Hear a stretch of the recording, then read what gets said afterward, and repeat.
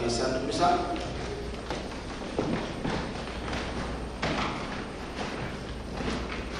Kutaan keessaa dubbisu Maatewos boqonnaa 26.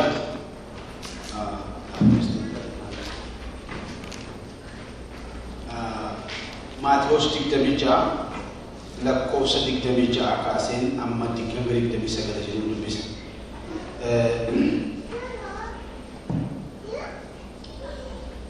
Namoonni qabatanii yoo jiraatan waliin dubbisna. Sirna dubbisa qabeenya dubbisa.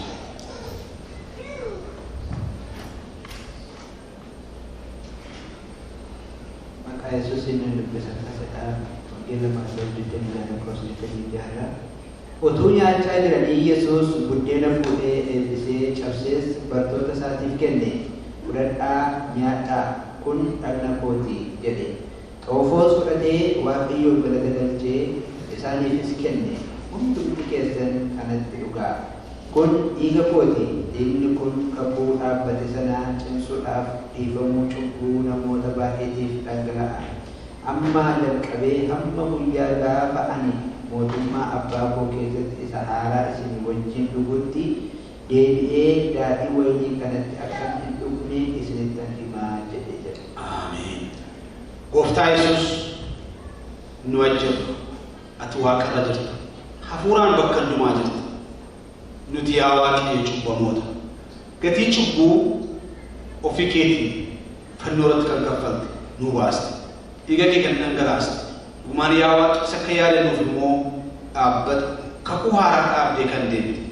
Amanaaf garbooliin kee yeroo kanatti ayyaaneffachuuf iddoo kana jira. Kana immoo yeroo lagartan dhumaa godhaa waan jedhameef Gooftaa Yesuus waldaan keenya yaa Waaqayyo yaadannoodhaaf ji'a xardoo qabachuudhaaf jira. Kiristoos Yesuus dubbii kee duuba kana jedhu abbaa Waaqaa hundumaa dandeessu yeroo ammaatti yeroo waa'ee yaadannoo keetiif goonu keessatti inni du'aa ka'uu kee jireenya koof jireenya saba kee keessatti maqaa Kiristoosiin kan hojjete haa ta'u. Nuti cubbamoota dadhaboota gatii kanaaf nuuf baaste. Kanaaf jettee nuuf fannifamte. Kanaaf jettee dhiiga kee dhangalaaste. Kanaaf jettee yaa Waaqa bishaan ofii keetii uumte dheebottee yaa Waaqayyo Gooftaa Yesuus afaan kee si qooree bishaan yommuu barbaaddetti akka obsuutti qimsanii dhiigi kee garmalee dhangala'ee hin caccabfamte. Kiristoos Yesuus nu bilisa baasuuf yaa Waaqayyo Gooftaa harka mootaatti laatamte. Abbaa barabaraa Gooftaa hundumaa dandeessu isa kana yaa Waaqayyo yaadachuuf ajjirra. Anaaf garbooliin kee hubannaa gadi fagoodhaan gochuu akka dandeenyu nu gargaara. Yaa Waaqayyo hubannaa nuuf kenni. Hubannaa anaaf kenni. Hubannaa garboolii keef kenni. Anis nama gahaa ta'e miti hojii kana kan hojjedhu Gooftaa obbeeka. Yaa Waaqayyo hundumti keenya wal beekni wal fudhannus wal laannus Gooftaa cubbamoota garuu ayyaana kee irraa kan ka'e sitti hirkannee hojjechaa jirra. Yaa Waaqayyo hojii hojjennu kana keessatti keetti arganii nu gargaara. Maqaa Gooftaa Yesuusiin ameen. Ulfaadhaa yeroo darbe keessatti qabxiiwwan dubbadhe tokko ilaalaa ture dubbachaa ture. Irbaata qulqulluu yeroo fudhannu tokkonis immoo waa'een irbaata qulqulluudha akka majennu kanatti horii koominiin jedhamu kuni wanti fudhachuun dura jiraatee qabxiiwwan 7 fundamental theological understanding akka jedhu ilaalaa ture. Baay'ee bu'uura kan ta'e very basic kan ta'e waan torbatu lafa kaa'amee jira. Maaliif fudhanna irbaata qulqulluu kana? Maaliif barbaachise? Maaliif waldaa kiristaanaa beelumneetiin miti? Waan biraa ta'eetiin miti? Gooftaa Yesuus Kiristoos irbaata qulqulluu kana kabaja guddaadhaan ulfina guddaadhaan akka ayyaaneffannu yommuu nu kaa'e maaliif kan jedhu qabxiiwwan torba jira jedheen ilaalaa ture. Qabxii torba keessaa lama duwwaatu wajjin haasofne yeroo irbaata qulqulluu haasofnu walii wajjin dubbanna waan ta'eef. Inni tokkoffaan eeggatte kan wal wajjin haasofne akka yaadannoodhaaf akka ta'u hojiin Gooftaan Yesuus Kiristoos fannoo irratti nu raawwate gatii cubbuu keenyaas nu baase isa inni guddaa nu godhe sana akka yaadannuuf nu ta'e. Keessumatti keessaa waa'ee yaadannoo yeroo dubbatu keessatti yaada qalbii koo keessa kan dhufe gochaa nu godhe yeroo Isaayyaas tarreessu yeroo Isaayyaas dubbatu ganama kana baay'ee darbee koo ture kutaan baay'ee dubbisu mee namoonni naa dubbisu jiraatan isaa 53 lakkoofsa Afrikaas ta'anii barreeffadhee waan jiruuf waa'ee Isaayyaas asiichi waan ta'aa jiru Kiristoos Iyesuus waa'ee keenya isa ta'uuf jiru yeroo dubbatu asiichitu fageessee haasaa naa baastee Afrikaas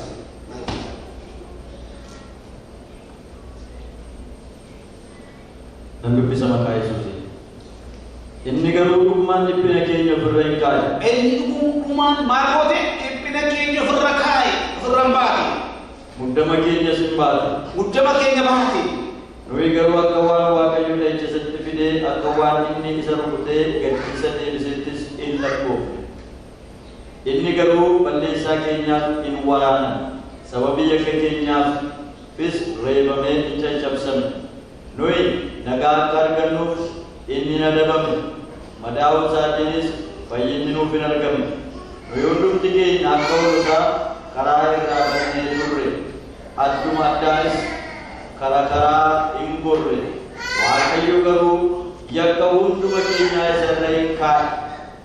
Isa hin cunqursan hin dhiphisanis inni garuu waan tokkoyyuu hin dubbanne akkuma ilmoo hoolaa ishee qalamuudhaaf jeefamtuutti dhoobame akkuma hoolaan yommuu inni isa irraa muratu dhal jettee innis dhalduma jedhee malee afaan isaa hin saaqanne. Kan namni waan baay'ee dubbata waan baay'ee haasaneera maal jedhas keetti inni yakka keenya hunduma isaa eenyurra kaa'e nuti bilisa baane cubbuu nuti goone dhaloota keenya utuu nasichi ilaalee Saamu'eel cubbuu akkasii godha cubbuun Saamu'eel yakki Saamu'eel hundumtuu eenyurra kaa'e isarra kaa'e maaliif nuti yakkamtoota yeroo yaadannoo keessatti guyyaa argeetti gaa foonsaa irbaata isaa yemmuu fudhannu keessatti ba'aan koo cubbuun koo inni kaleessa hojjedhe utuun beekiin hojjedhe dogoggora hojjedhe narratti ni ilaalamu seeqni nuti ilaaluu hin danda'u eenyutti ilaalaa Kiristoos irra kaa'ame jedha dadhabbiin koo Kiristoos irra kaa'ame jedha cubbuun koo Kiristoos irra kaa'ame jedha hirni koo Kiristoos irra kaa'ame jedha yeroo ayyaaneffannu dhukkuba keenya cubbuu gidirfamuu keenya cubbuu nuti gorsu kana Kiristoos asichi ilaallee yaadannu inni yeroo yaadannu isa kanaadha hojii Kiristoos Iyesuus ta'e afaan warra Giriikiitiin Yuukirist jedhu jecha kanatti Yuukirist yeroo baay'ee gargaaramu namoonni adiin Yuukirist waa'ee baaqul Yuukirist good waan gaarii nuuf hin malle jechuudha Yuukirist Kirist jechuun jechi wanta irbaata qulqulluu kana yommuu jedhamu keessatti exagraazoo kan hin malanne kan nuuf hin malle kan nuuf hin taane we cannot deserve it kennaa kanatu gulgiifti kanatu namootaaf kenname yuukseemu kana namoota bijachuu hin dandeenye Giriikirraa eegame Baay'ee waan ta'eef namoota isaaniif hin malle kanatu namoota isaaniif hin taane kanatu isaaniif kennaa gaarii kennamee jira kennaan nuuf kenname kun Yaabboo macabsine dubbichi hojii isa divine intervention hojii hafuura qulqulluu keessatti jiru hojii waan akka kanaaf isa kana yaadanna inni tokkoffaa yeroo hundumaa keessatti yeroo yaadnu keessatti yeroo hundumaa keessatti yaadadhaa yemmuu jiru qulqulleessi koo akkama dubbise keessatti eega dubbiseera inni lammaffaan dubbadhee dura deemuu barbaadu inni lammaffaan Ibrahima fellowship walitti dhufeenya yeroo fudhannu keessatti fellowship qabaanna waaqayyo wajjin fellowship qabaanna foon koo kan nyaata jireenya keessaa qabu jira jireenya foon koo kan nyaatu immoo iddina keessa jira anis keessa jira jedhe ta'ee fellowship homdichi yeroo irbaata qulqulluu fudhannu tokkoffaan yaadachuun waa miti ni lammaffaan maalidha fellowship uumaa jirra waaqayyo jechuudha konnes maaliif dhiiga isaa of keessatti fudhachaa jirra amantiidha foon isaa nyaachaa jirra amantiidha hariiroo qabaachaa jirra jechuudha Yesuus we are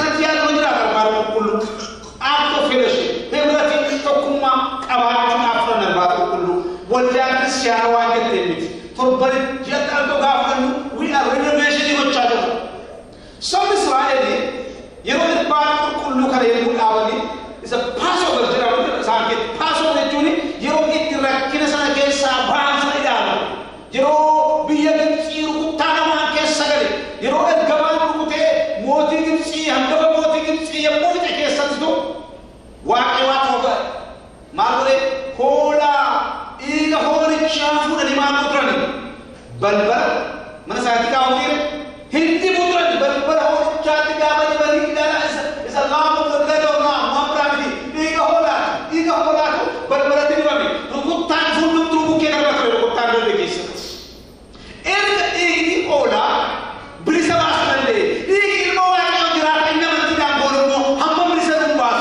kulo ta samawati hamba dari anu fikir tu read if we believe that Old Testament is true ini mana yota hamba itu mau of kes balbalan dah atau ergada berse of kes satu poni cakap bukan of kes satu poni aman tidak agama aman connect with the past aman tidak agama hamba berisa membahas Israel only is for generation to generation when they keep celebrating the Passover. Ajana kan kes. After leadership, ini to confirm spirit. Yaren nurun mahu kes. Ini confirm fellowship kita. Ini sudah confirm ergan lupa dia bola. Gerak partner. Ini sudah confirm maila. You know the time of the opportunity of Thanksgiving. Opportunity ini ditin wakayun gerak ekanu. Yarena fellowship wakayun dikabana. Ini sudah confirm arran ditin wakayun gerak ekanu. Ini sakit aja. Lukas tiga nama kutu berak aja. Over kude wakayun bis gerak ganche. Kua welkafda ubah. It's a time of the opportunity to give it thanks. Ila welkafda kinyata. Jiro kana buket gocha saga bayaren himbonya kuamiti. Sanute imongara tefan. Isanute kana gara tefan. Jiro gara tati. Jiro muantanu hummadenu tera. Anak kanintane kantera. Sin kanintane kantera. Macam apa yang kisah? Yuna muni kabatan ada dusta de kala mato pura shami dinaw to kon beki dinaw to shan ko to barati wae sena ko to tarres to mach kesa wae do ti ko na basta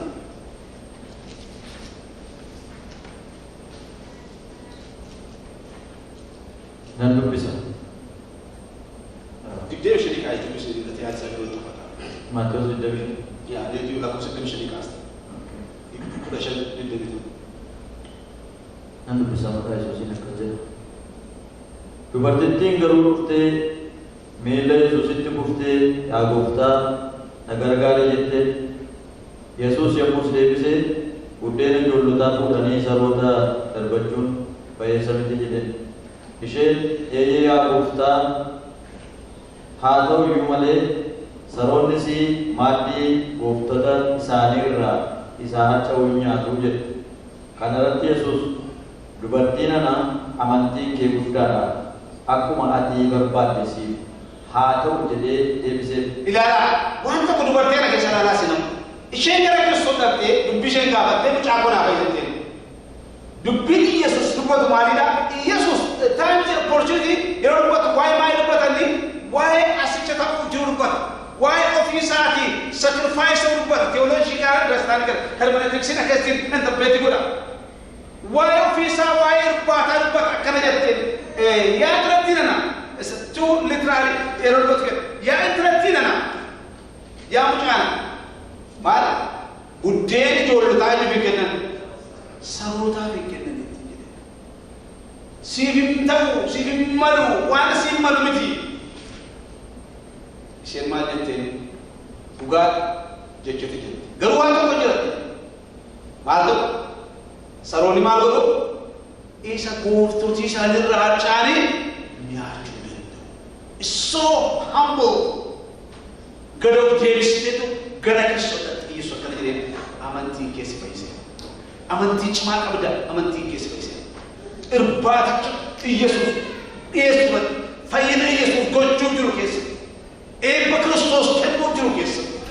Gara of dirumati ya juru mandiratu ko. Waaqayyo yeroo isheen gara isaa dhiyaatte yeroo gara isaa iyyite gara isaa kennuu boosse na fayyisi mucaa koo fayyisi gaafa jettu siif hin malu garuu amantii kee maal ta'eera si fayyiseera jedhe wanta nu malu gara Kiristoos kan dubbachuu barbaada. Anaaf hin malu barbaada qulqullaa kan hin fudhachuudha. Garuu yeroo opportunity waan nu malle kan ta'u keessatti yeroo itti waaqayyoon gooftaa machaa itti galateeffatu. Maaliif namni hunduu yakkamaa namni hunduu cubbamaa. Sigiraajira namni hundumtuu jalqabiiru ulfinni waaqayyoos itti hir'ateera jedhanii Phaawulos keessatti. Namni qulqulluun waldaa keessatti neera. Namni qulqulluus immoo waaqa wal barbaadu. Seera tokko hypocrisy of God beeku bakka namu perfect bar we cannot find every perfect nama qulqulluun nama beeku.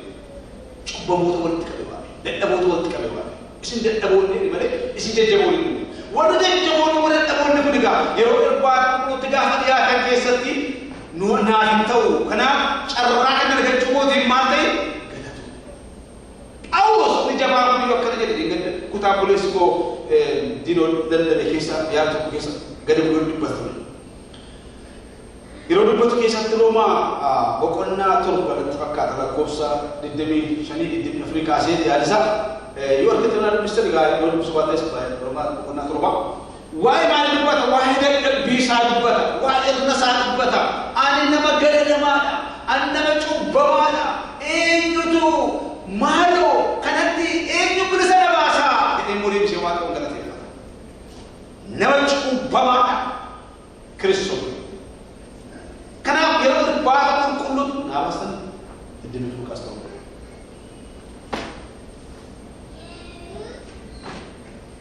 Akkas jedhe. Ana nama gadadamaa foon isaa gara du'aatti na geessu kana. Akka jedha ani nama gadadamaa foon isaa gara du'aatti na geessu kana. Harkaa eenyutu na baasa. Eewu jechaa jira maqaan jechaa. Saamu'eeliif eewu jechaa jira.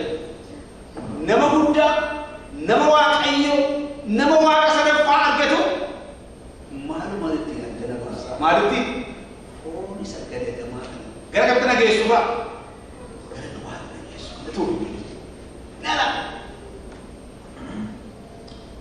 karaa gooftaa keenya Yesuus Kiristoos waaqayyoof galanni haa ta'u. Akka kanatti ani ofii kootii yaada garaa kootiin seera waaqayyoof nan hojjedha. Namummaa koo isa fooniitiin garuu seera cubbuuf nan hojjedha. Ilaala amma maal arge dadhabbii isaa arge dhimma isaa arge nama kanaan turre garuu waaqayyoof immoo galanna ta'u taa'ee opportunity give thanks. Waaqayyoof galanna ta'u ayyaanichaanii waaqayyoof hojjedha waaqatuma dhaabe. Kanaaf yeroo irbaata qulqulluu fudhatu don't expect nama qulqullaa'aaf hin jedhe dadhabaadha an dadhabaadha dadhabaadha. Yeroo itti carraa qabaannee waaqayyoo wajjin kunneessu tokko faasitira the time of remember ne yaada this do this for remembrance the act of fellowship hariiroo qabaatu is to act thanksgiving waaqayyoon galateeffachuu fi irbaata qulqulluutti yemmuu dhiyaatu. Kanaaf Yesuus kan dhaabe macaafa keenya jalqabaa gaafa ilaallu macaafa keenya keessatti ilaaltanii Maatewos 26 lakkoofsa 26 irraa gara isaatti irbaata qulqulluu dhaabuusaa jedha. Irbaata qulqulluu isaa dhaabu ila foundation isaa kan dhaabe Kiristoos Yesuus. Kufaan gaarii gochaa jiru lammaffaa maali? Yeroo irbaata qulqulluu hibrata tokkummaa fellowship qabaachaa jiru. Sadaffaan yeroo irbaata qulqulluu fudhannu maal gochaa jiru? Waaqayyo gochaa jiru kun galateeffame. Sattaan yeroo biraa haasu. Kanaaf yeroo kana sadan sammuu keessatti qabaanne nuti dadhaboota irbaata qulqulluunis immoo nu dadhaboota kanaaf kennamu. Yaada keenya qalbii keenya jijjiirrachaa yeroo ammaatti kan dubbatu qofa hundumti keenya faarfannaa nuuf kenname sana yoo qabaattanii nu faarfadhaa hundumaa ga'uun hin dandeenye yoo ta'e rakkaa irratti godha kanaaf garuu naannoo hunduma isaa namoonni gombaadhaan kan qabus